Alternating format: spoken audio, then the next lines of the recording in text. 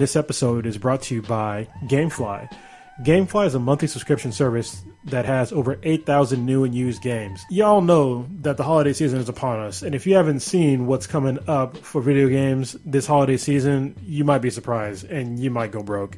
There's so many good games that are coming out right now. Just to name a few, there's Battlefield 1, Call of Duty Infinite Warfare just came out, Final Fantasy 15 is coming out soon, Watch Dogs 2, that's just to name a few. Those alone are really highly rated games that are going to come out. I'm looking forward to playing all of them.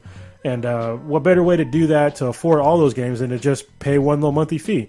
Basically what GameFly does is you pay a monthly fee and they send you a game. Once you're done playing it, you send the game back and they send you the next game that's on your list.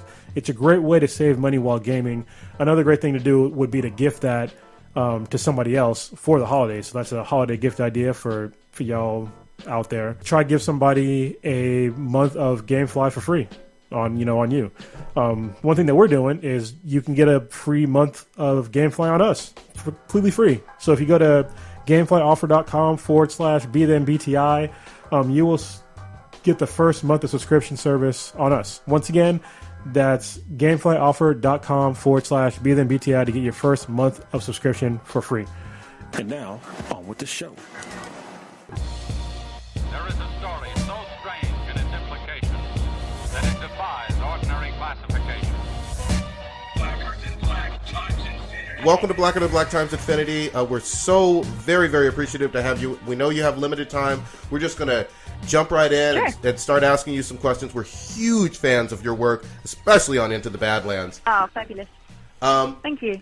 Really quickly, I wanted to first start off the interview by asking you about what type of martial arts training, because your character is doing such incredible things on the show. What type of martial arts training do you have maybe in real life, and how did the training go for the show itself? Well, pre the show, I had zero martial arts training. I was quite physical though, but so it wasn't too hard for me to pick it up. But we had a really intense 5-week training, which we did in New Orleans with zero air conditioning, because they wanted us to get used to the heat, which was really punishing, but probably a good idea because we were shooting fight scenes outside for a lot of the time. And we did Shaolin Kung Fu style training and Wushu, which is based a lot around Tai Chi.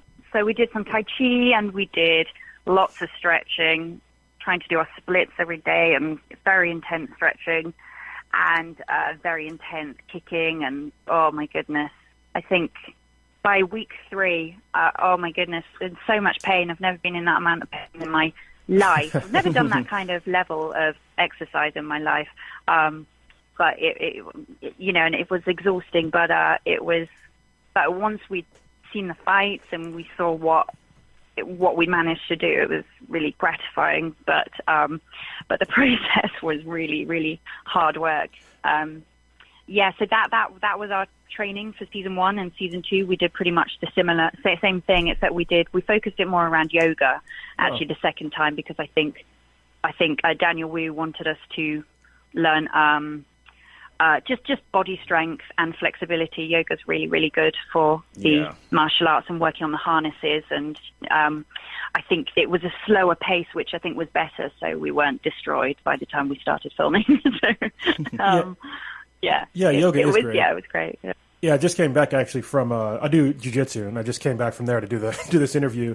And yoga is definitely like a huge part of martial arts. I think most martial artists kind of figure out to do yoga eventually. So all your hard work definitely paid off. Right, yeah. Now, after season 1, did you continue keeping up with the training and like kind of the martial arts aspects of the workout routine that you did? Sorry, what did you say? That was the martial arts element of the workout? Sorry. He was asking if you continued your martial arts training after season 1. Oh, well, they wanted us to actually continue with yoga. Also, you don't want to. It's actually really easy to injure yourself. I did actually have a tiny injury this season. I sprained my ankle, but fortunately we had really good physio, so I just left it a week, which was quite. And Daniel was very nervous. He was very worried, but it was fine, and I recovered, so it's fine. But yeah, they wanted us to mainly do yoga because I think it's better for your limbs, and it just strengthens all the muscles around your knees and your ankles and all those vulnerable weak bits, which are the bits which you can injure yourself. So I did a little bit of martial arts and but mainly yoga, just for the strength and the flexibility. That was the most important thing, really. That's awesome. Yeah. Yeah, yoga's really hard. They didn't want us breaking any legs whilst we weren't with them. So Yeah. probably better. Yeah. So how badass? I know Aramis kept up his training quite intensely when awesome. he wasn't. He did a lot of intense training, Aramis. And that's MK on the show, right? Sorry? That's MK on the show? Yes, Aramis, MK on the show, yes. Yeah. So He's, yeah. how badass did you feel playing the Widow in the show? Was it like super empowering for you? Was it empowering? Yes, it was a really exciting role to play. It was brilliant. I've never played a role like that before. She's a really strong character who I felt was an anarchist, and I liked that. I kind of liked what she stood for, really. She wanted to upend the whole system, the whole cruel system of the Badlands, and I like that she disagrees really strongly with that and is doing something about it, and the fact that she's not popular because of that. I think that's an exciting role to play, somebody who doesn't really give a damn what people think of her or people judging her, and she's doing it alone, and she's strong, and she becomes even stronger in season 2, and awesome. it's really satisfying to see. So Well, the Widow seems to be playing chess while everybody else is playing checkers on this show. What are your thoughts on her being usually a step ahead of everyone, including the Baron? Well, she's very impulsive. She doesn't play by the rules, and she always goes around the back door. So she's always making decisions that are unexpected. I think that's her strength. A bit spidery. She's a bit she lurks around in the shadows and pops out when people least expect it. I think those are her strengths, that she doesn't play by the rules. Very nice. Yeah. So, like, we know that the Widow is a badass on the show, and the cover art for the show has Sonny's. They show Sonny's back, and he's got the tattoos with all like how many people he's killed. Do you feel that the Widow has more of a hit list than he does? Sorry, what, they've got tattoos to show how many people they've killed, and she what? Sorry. Yeah, do you feel that the Widow has more of a kill streak than Sonny does on the show? She has more of a kill number. Yeah. Yes, Do you think that she has killed more people than Sonny has? Oh goodness. Well, he's a professional clipper.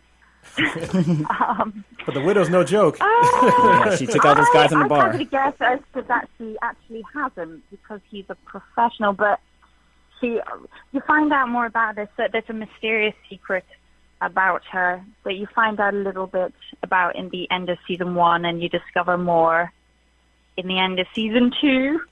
Quite a long while to wait to actually discover that, but that reveals quite a lot about why she's so accomplished at fighting, and why she's so brave. Right. And doesn't appear to fear death and things like that. I'd hazard a guess that actually Sonny has killed more people because he's actually a clipper. But, I mean, it's a difficult one. Yes. It might be neck and neck. What do you think, Ali? Ali, I need is with me. Oh, very nice. Her money's on Sonny. Ah, okay. Hilda's money's on I think the secret that you were talking about was Azra, right? That was at the end of season 1. It was given up that she is possibly from the same place that MK is from. Can you give us, without spoiling obviously season 2, can you give us your thoughts on what Azra is and why doesn't... What Azra is? Yeah, and then why doesn't the Widow have the same powers as MK? Azra is this very mysterious land, and I really don't know how to answer that. It's like, it might be hard without doing spoilers. Sorry? Well, I said it might be hard to answer, I guess, without giving spoilers. But I guess, can you give us, since this is the last question, can you give us what we can look forward to on season 2 of Into the Badlands? What can we expect from season 2, you say? Yes. Well, from the Widow, she becomes a lot stronger. Her force becomes a lot stronger. and she starts to make a very large impact on the Badlands and starts to upend a lot of things. And she wants to make a connection with people more. People start to understand more about her. I think in season 1 she remains a bit of a mystery, really. You don't really find an awful lot about her. I think you discover more about her past and her real motives and more about her in season 2. And yes, she wants to kind of build a bridge more between herself and Cogs, and I think, she starts to develop her plans start to advance a lot, so that becomes exciting for her. Okay, we definitely look forward to seeing you in season 2 of Into the Badlands. Is there anything else you want to say before we go? Where can our audience find you online? Can audiences find me online, you say? Yes. Yes, I'm on Twitter and I'm on Instagram. So I haven't actually been on them for a while because I've been filming. But I mean, and also I'm not allowed to release any photographs, obviously, until the show comes out. Then I can release photographs. So yeah, no, I am on those. Yeah. Okay. Well, cool. I mean, thank you for your time. Anybody can ask me a question on there. Right. We know it's... Yeah, thank you. Nice talking to you. Well, thank you so much. Thank you. Thank you so much. Thank you guys so we much. appreciate your time. Yeah, have a good rest of your day. All right. Cheers. Bye. Bye.